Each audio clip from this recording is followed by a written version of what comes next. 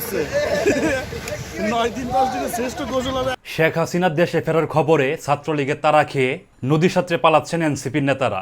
বিষয়টি বসুন্ধরার একাধিক সংবাদ মাধ্যম নিশ্চিত করেছে, বিশেষ করে কালের কণ্ঠ, কালবেলা এবং নিউজ 24। শুধু তাই না, পালানোর সময় এনসিপির নেতা নাহিদ ইসলামকে আকতি মিনতি করে বলতে শোনা যায়, ভাই ভিডিও করেন না।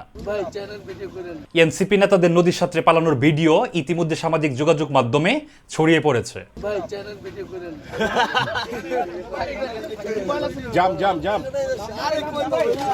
আজকে এতদিনের শ্রেষ্ঠ গোসল হচ্ছে 9 দিন 10 দিনের শ্রেষ্ঠ গোসল হবে আজকে।